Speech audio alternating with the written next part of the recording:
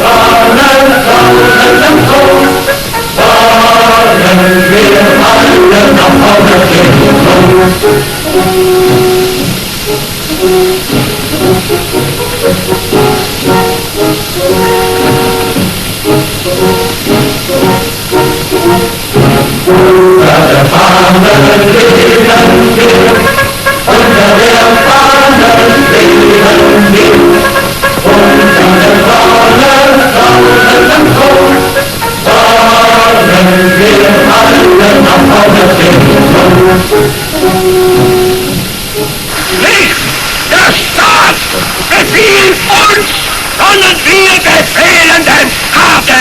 Nicht der Staat hat uns geschaffen, sondern wir schaffen uns unseren Staat. Die Bewegung, die lebt und sie steht felsenfest begründet. Und solange auch nur einer von uns atmen kann, wird diese Bewegung seine Kräfte ein. Was wir zur Gruppe stoßen, Gau das Gau, und dann wird endlich diese gewaltige Kolonne der geeinten Nation nachfolgen das früher zerrissene Volk.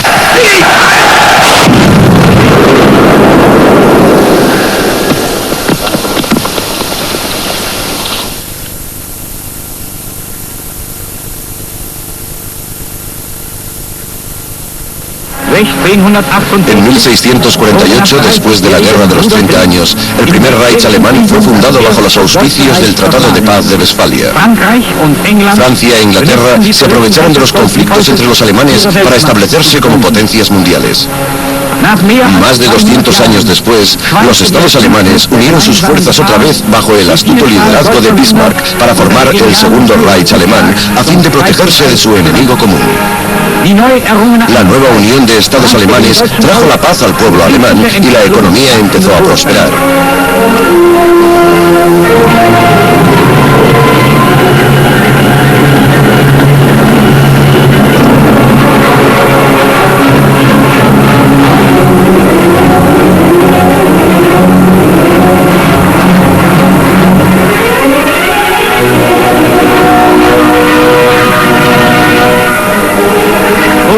Se adquirieron colonias, aunque en cantidad muy inferior a las de la colonización británica.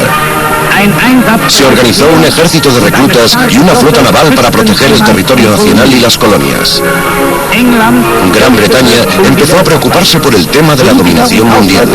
Políticos y comerciantes empezaron a dar más y más apoyo a las restricciones impuestas a Alemania.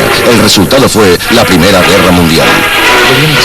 Guillermo II, emperador de Alemania, declaró que había hecho todo lo posible para evitar la guerra, pero la verdad era que tanto él como el pueblo alemán fueron a la guerra con entusiasmo.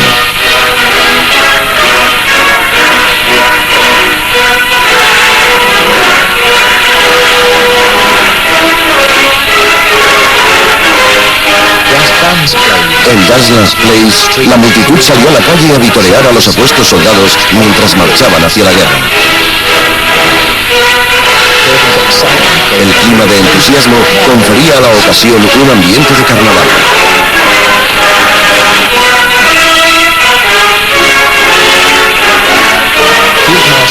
El mariscal de campo Hindenburg, canciller y líder militar de Alemania, preveía un plan para una guerra corta, pero a finales de 1914 no se había llegado a un resultado decisivo.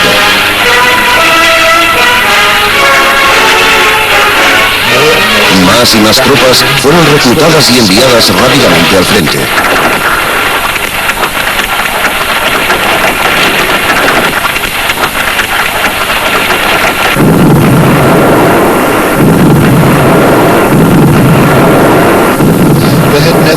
Nunca antes había habido un conflicto de esta índole. Era una guerra de trincheras a lo largo del frente. Los dos ejércitos avanzaban y retrocedían distancias cortas y ambos lados sufrieron cuantiosas pérdidas.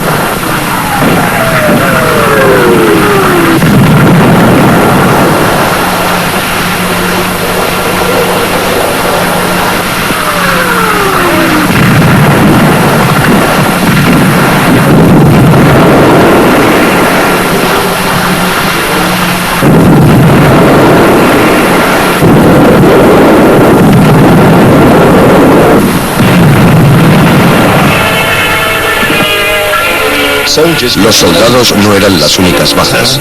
Las ciudades y los pueblos que se hallaban en la línea de fuego eran bombardeados desde todas las direcciones. La destrucción condujo a los habitantes a escapar para salvar sus vidas.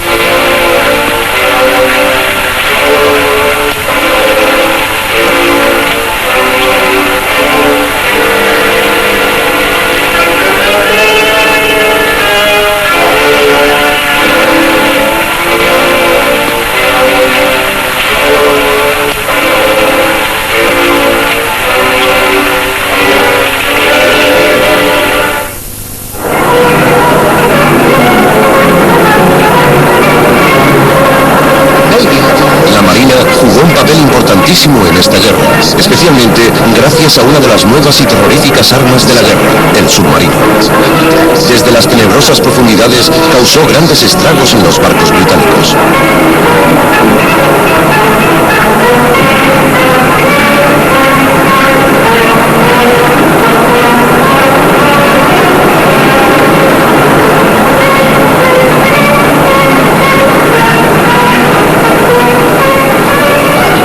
La cadena de convoyes navales que transportaba hombres, armas y equipamientos para abastecer el ejército desplegado en Europa se convirtió en un objetivo de primera magnitud para la gran flota alemana.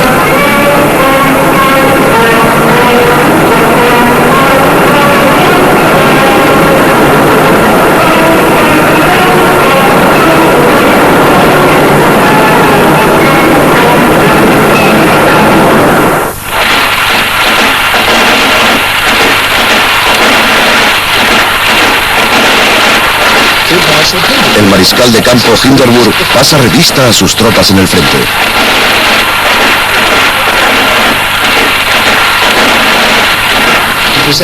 Condecora con medallas a sus heroicos soldados.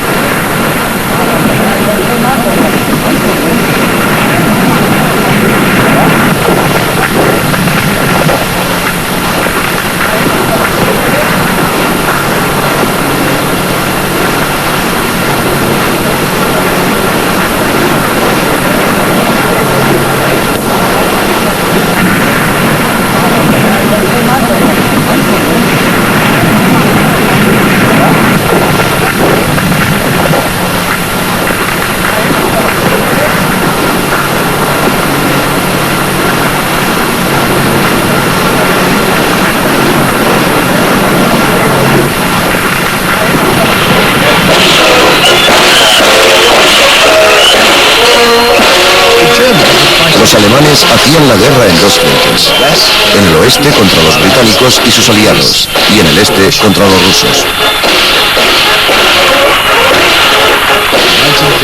En 1915, Alemania controlaba la parte superior del frente oriental, pero en 1916, Rusia había contraatacado y ganado terreno, mientras que al mismo tiempo, la guerra de trincheras en el frente occidental se hacía interminable.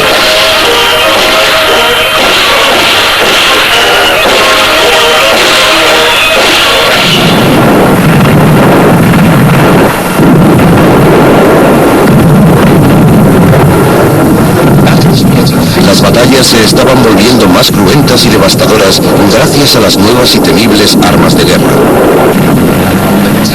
El tanque armado.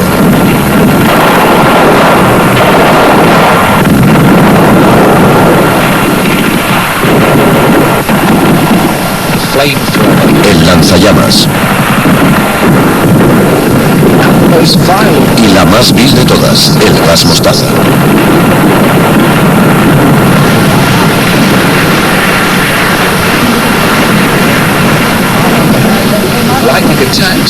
Siendo las tácticas de despliegue la estrategia más importante de esta guerra, el resultado fue que miles de soldados fueron separados de sus unidades para acabar como prisioneros de guerra.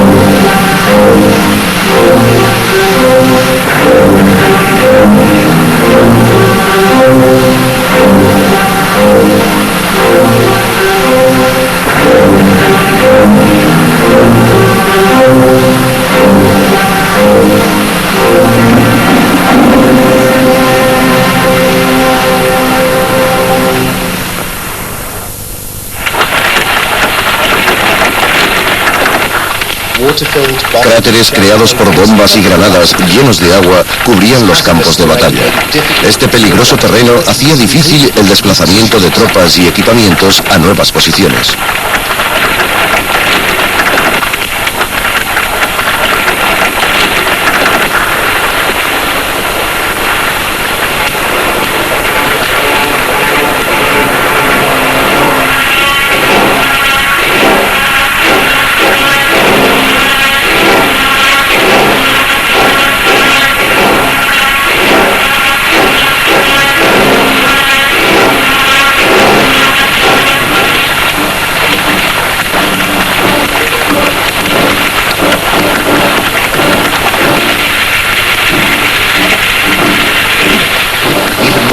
Incluso los vehículos mecanizados tenían que ser físicamente arrastrados por las peligrosas y embarradas pendientes.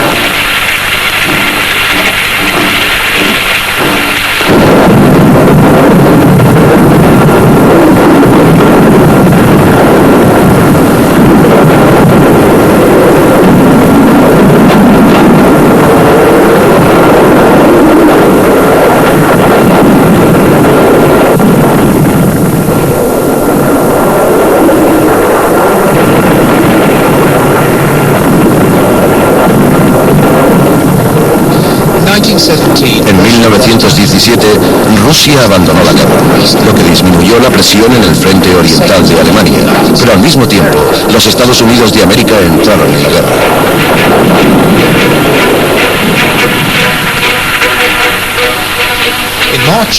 En marzo de 1918, Alemania firmó el Tratado de Paz con Rusia. La guerra en los dos frentes finalizó. Las tropas desmovilizadas fueron enviadas al frente occidental y los alemanes levantaron barreras defensivas a 80 kilómetros de París.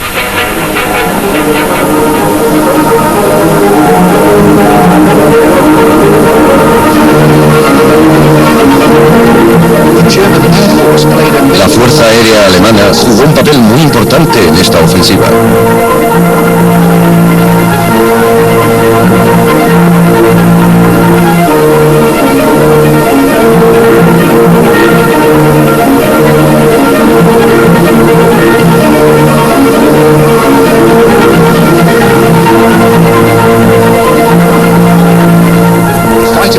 Los pilotos de aviones de caza eran la élite del cuerpo de aire alemán.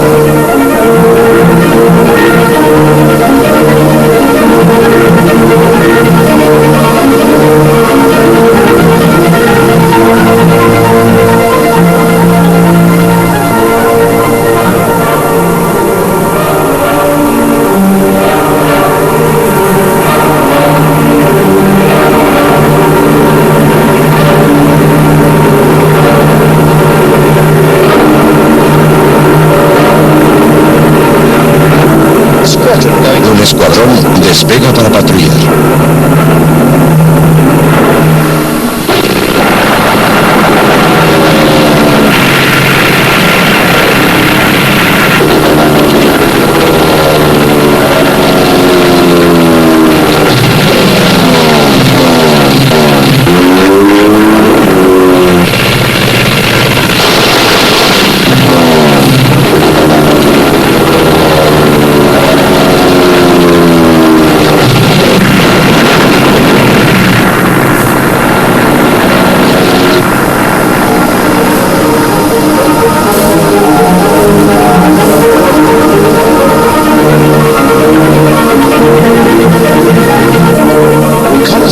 Un avión de reconocimiento se prepara para ejecutar una misión.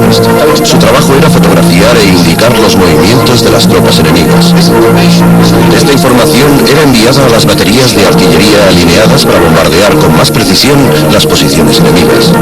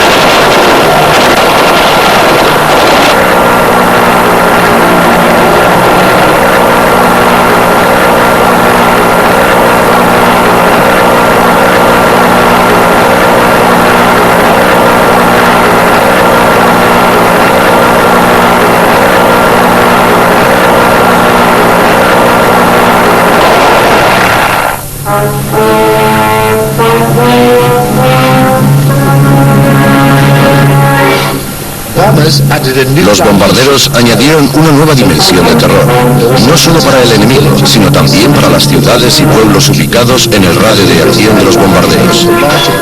Un avión construido para soportar grandes pesos podía cargar un mayor número de bombas que a su vez podían ser de gran tamaño.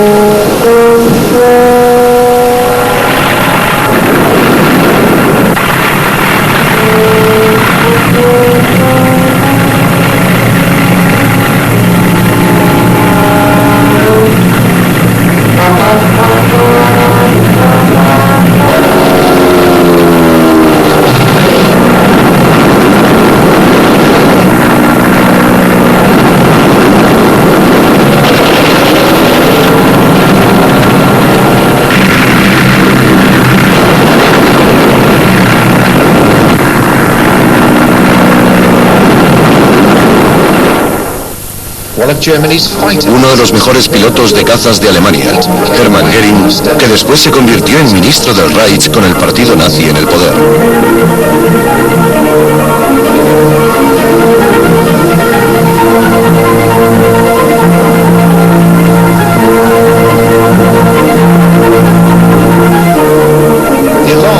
La alarma avisa de la aproximación de aviones enemigos.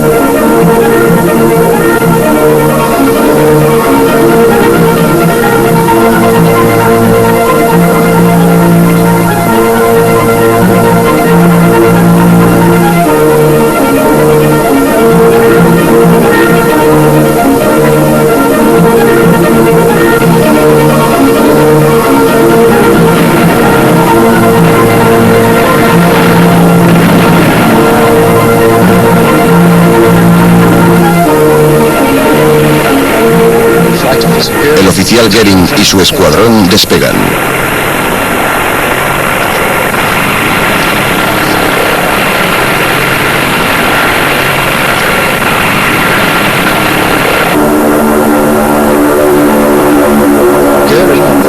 Göring en la cola de un avión de caza británico.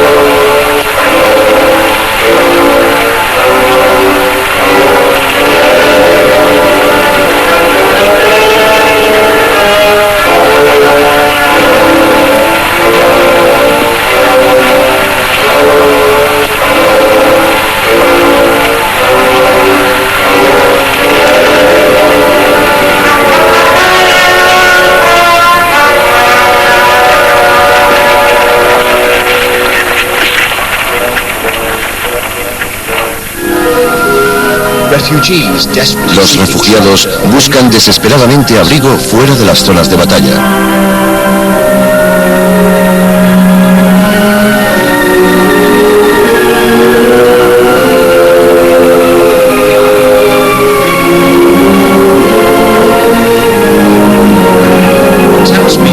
La gente de las ciudades hace lo que puede para sobrevivir bajo estas circunstancias tan difíciles.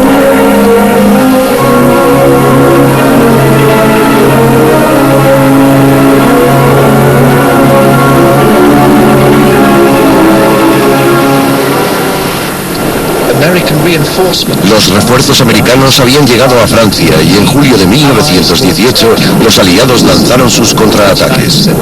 El 29 de septiembre, el general Ludendorff anunció al emperador que todo estaba perdido, aconsejándole que pactara inmediatamente un armisticio.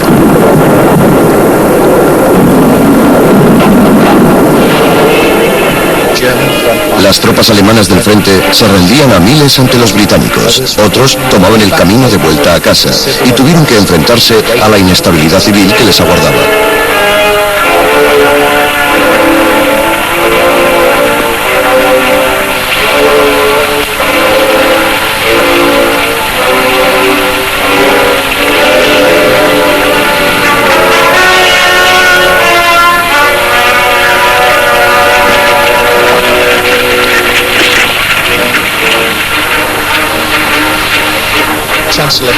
El canciller Hindenburg y su superior, el emperador, perdieron finalmente el control sobre los acontecimientos y ambos fueron destituidos.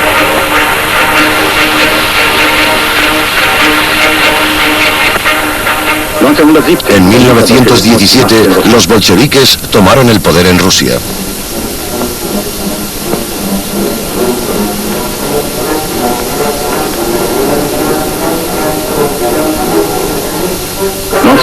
En 1918, Lenin firmó la paz con Alemania.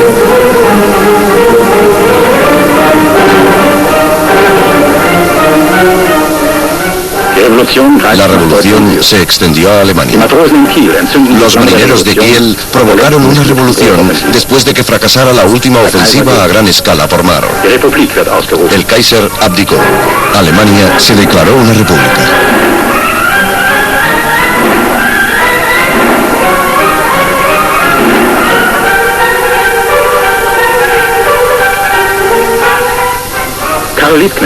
Karl Liebknecht despertó gran interés entre la gente, ya que era el único miembro del anterior Parlamento del Reichstag que no había votado a favor de la guerra.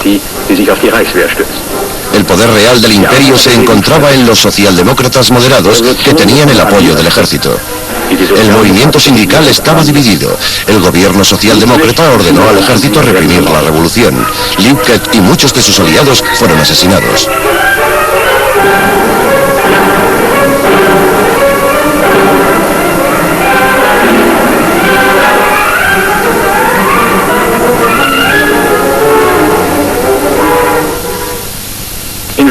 Los vencedores impusieron sus términos en Versalles.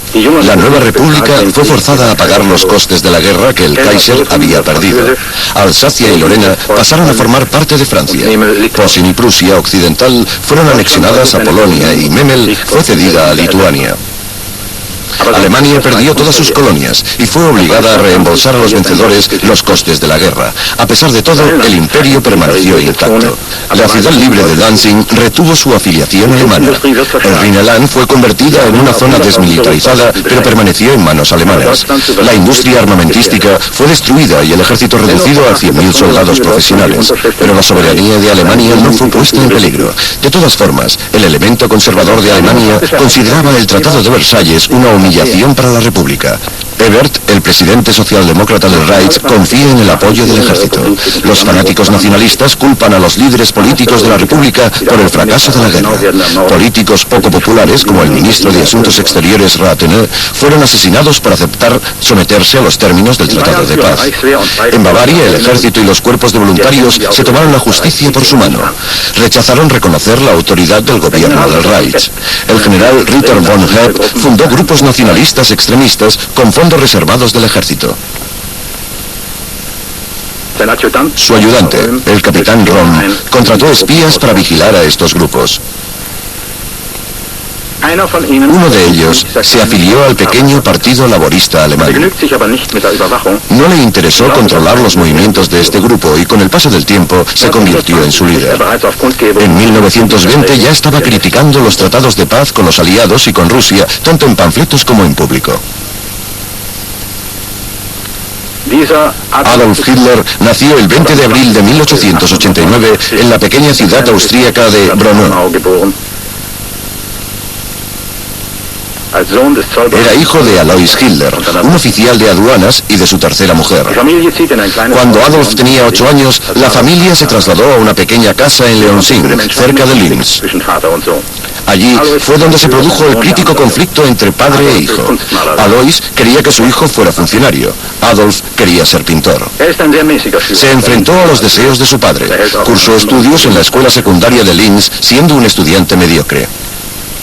A los 16 años tuvo que abandonar los estudios sin conseguir ningún título a causa de sus problemas pulmonares. En 1907 se trasladó a Viena, donde fracasó 2 veces en su intento de ingresar en la Academia de Arte. Permaneció en Viena y sobrevivió realizando trabajos temporales y vendiendo postales que él mismo había pintado. Vivió durante mucho tiempo en un albergue para hombres en Medelmannstraße.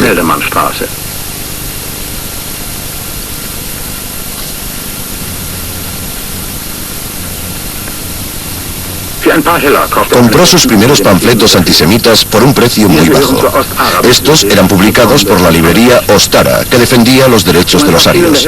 Cuando Hitler intentaba conseguir unas copias de esos panfletos, conoció al editor de Ostara, George Lanz von Liebenfels, que en 1900 había fundado una sociedad para hombres rubios y de ojos azules. Según Lanz, las tribus germánicas tenían incluso una forma particular de sentarse.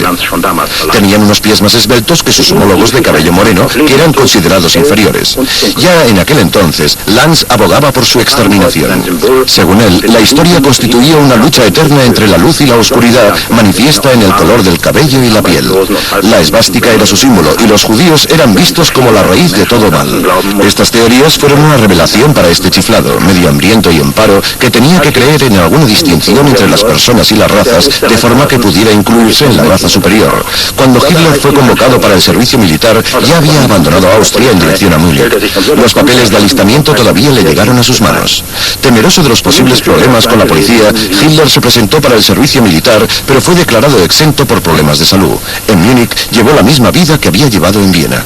El 1 de agosto de 1914 se hallaba en Odeonplatz, Múnich, entre una multitud excitada, escuchando el anuncio de la declaración de guerra. 2 días después se presentó como voluntario y fue reclutado como mensajero en el regimiento de infantería de List. En 1916 fue herido en el frente occidental, pero volvió al frente en 1917 como cabo interino.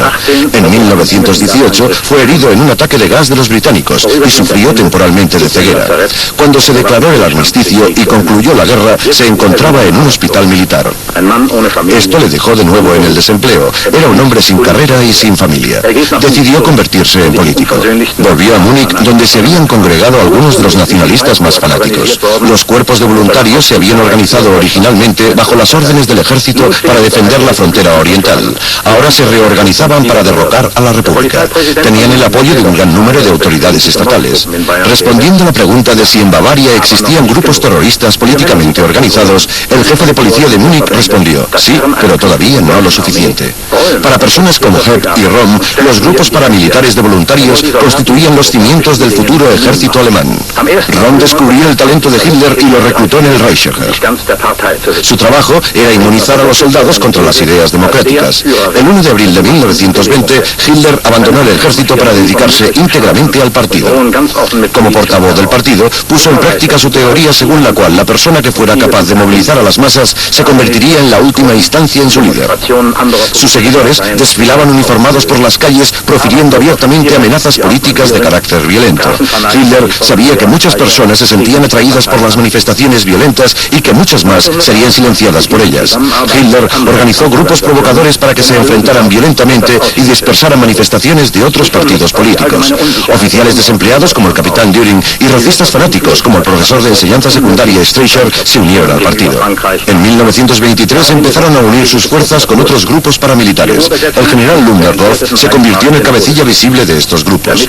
Hitler aprovechó el clima de incertidumbre general y la falta de orden público en Alemania. La difícil situación económica de Alemania le impidió pagar las indemnizaciones de guerra a Francia. Como represalia, las tropas francesas ocuparon el Ruhr. La ocupación del Ruhr dio el toque de gracia al ya devaluado y viejo marco del Reich. A la clase media y trabajadora les fueron incautados sus ahorros. Hitler acusó al sistema democrático como causante de la crisis. Aún era demasiado débil para dar un golpe de Estado y derrocar al gobierno del Reichstag. Por tanto, intentó conseguir el apoyo de todos los grupos antirrepublicanos en Bavaria para perpetrar el golpe. El 8 de noviembre de 1923 realizó un intento desesperado para conseguir el apoyo del gobierno bávaro y del ejército para su plan de golpe de Estado. Irrumpió en una reunión de los dirigentes políticos en Bavaria y proclamó un gobierno nacional. Sus tropas de asalto de la SA rodearon el edificio. Ludendorff utilizó su autoridad para decantar la balanza a su favor, pero el ejército recibió órdenes oficiales de Berlín para permanecer neutral. El 9 de noviembre, Ludendorff y Hitler avanzaron hacia el cuartel general del ejército bávaro con apenas unos cuantos miles de hombres para salvar la situación. Muchas personas que luego adquirirían notoriedad se unieron a la marcha, incluyendo a Himmler, que era el portabandera. La policía intentó detener la procesión. Acabó en un tiroteo con 16 manifestantes y 3 policías abatidos y otros muertos en la calle. Hitler consiguió escapar, pero fue detenido 2 días después. Hitler fue condenado a 2 meses de prisión en Landsberg. Disfrutaba de los privilegios de una gran celda en el primer piso y buena comida, y le era permitido vestir su propia ropa. En ese periodo dedicó su libro Mein Kampf, Mi lucha, a su leal amigo Rudolf Hess. En este libro proclamaba que su mayor ambición en esta vida era la unificación de Alemania y Austria. Proclamó que Alemania no debía tolerar ningún otro gran poder militar en Europa. Presentó un plan para atacar a Francia y propuso un posicionamiento agresivo frente al este. Creía que si se hubiera gaseado a más de 12.000 judíos en el momento oportuno, se habrían podido salvar las vidas de 1 millón de alemanes de raza superior. El libro fue leído por muy pocas personas y ridiculizado por muchas otras. Pocos años después, ya no sería un motivo de risas. Mientras Hitler estaba prisionero en Landsberg, la situación en Alemania mejoró. Pero en febrero de 1925 murió Elber, el presidente del Reich. El sucesor de Elber fue Hindenburg, el mariscal de campo del imperio y candidato del partido de derechas. Al principio, Hindenburg respetó con fidelidad los principios de la Constitución, pero paulatinamente su edad, su falta de experiencia en la política y sus ideas militares empezaron a hacerse más y más visibles. Cuando Hitler abandonó Landsberg, tuvo que volver a organizar el partido desde cero. Actuaba utilizando sus ya antiguos y conocidos métodos.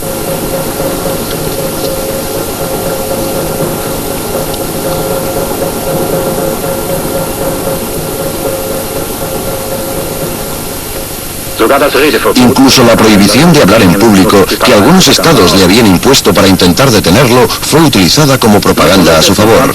En 1926, el partido tenía 17.000 miembros. En 1927, 40.000 y en 1928, 60.000. Las calles todavía no habían sido tomadas. Los tranvías continuaban su itinerario a pesar de todo, sin dejar sitio a las columnas de camisas marrones. En Nuremberg, los congresos del partido se convirtieron en manifestaciones de las tropas de asalto de las SA y de veteranos. El partido crea nuevas organizaciones, una de ellas era las SS.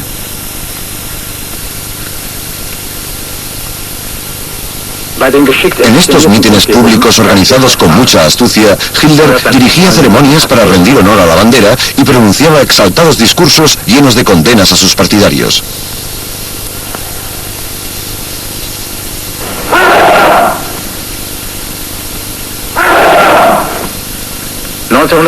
En 1926 encontró al hombre que habría de organizar el ataque a Berlín y que sería el responsable de la máquina de propaganda del partido, Joseph Goebbels.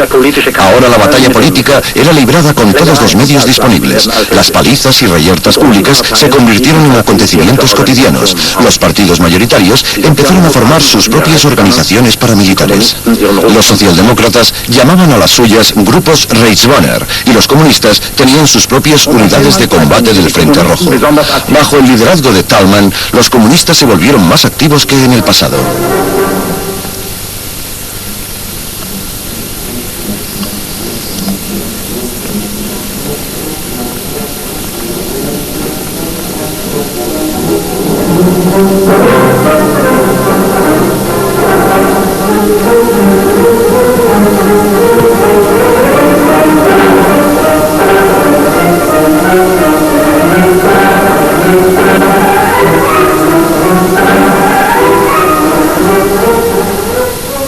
La agitación sin tregua de Hitler y las manifestaciones amenazadoras de sus tropas de combate de las SA eran bien vistas por los industriales.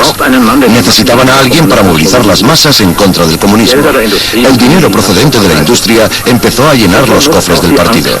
Hitler también se aprovechaba de los miedos y de la desesperación de los desempleados, cuyo número había aumentado hasta 3 millones en 1930. Hitler les ofreció algo en que creer y les prometió trabajo y pan.